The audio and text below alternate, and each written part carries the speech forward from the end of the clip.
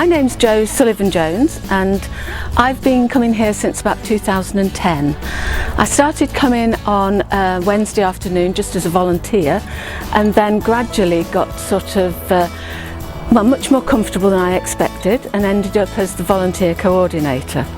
I am now the chairperson of the nursery because it's had this ability to kind of suck you in, and it's just such a nice place to be.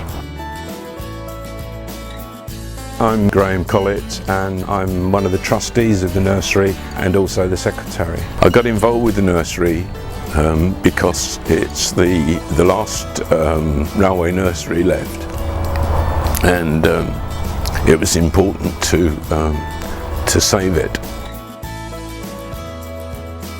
The nursery was first established in about 1941. I believe it was part of the war effort. The people that worked here grew fruit, vegetables, plants for the railway hotels and waiting rooms, as well as for the people that worked on the railway. After the war, it grew a lot of trees and shrubs which they used in building up the embankments that had been damaged by the bombs, and then it changed to more of an ornamental nursery where it would grow plants and flowers to decorate the stations on the northern part of the line.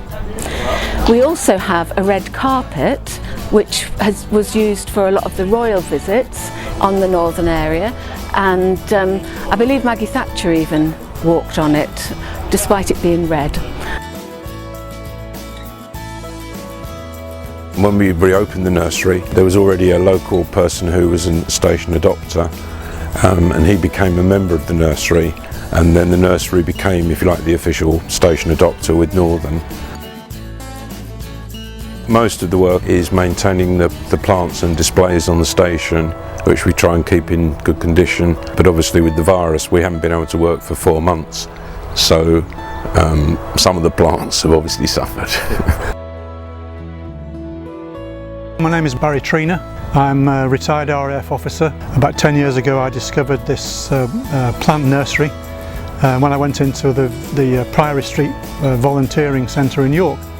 I didn't realise it was on my doorstep. I only live a couple of miles away, and so I can cycle here, and the hours are pretty flexible, and that's why I got involved, to try and help out, because I'm interested in vegetables, growing them and eating them and cooking them. So that seemed like an ideal opportunity to devote some of my time to it. This used to be an area owned by Jarvis Engineering. Before I came here, it was used as a dumping ground, I gather.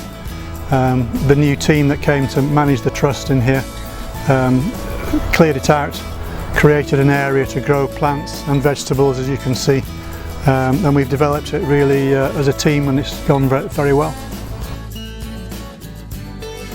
So behind us on the right here is the old loading platform. This is where the supplies used to come in for the nursery, but also where we used to send plants and materials in order to do displays at other stations. A wagon would come in, be loaded up here, and then wait for a train to collect it.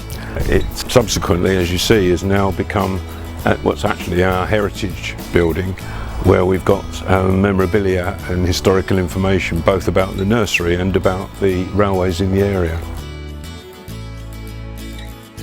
I think volunteering is one of the big things I'm doing now with my retired life, and I really enjoy doing that, putting something back into a community. It's nice to be part of this team here who do such a lot of good work and providing a focal point for a lot of people to come and, you know, have a chat, a cup of tea and a nice piece of cake, which always goes down well.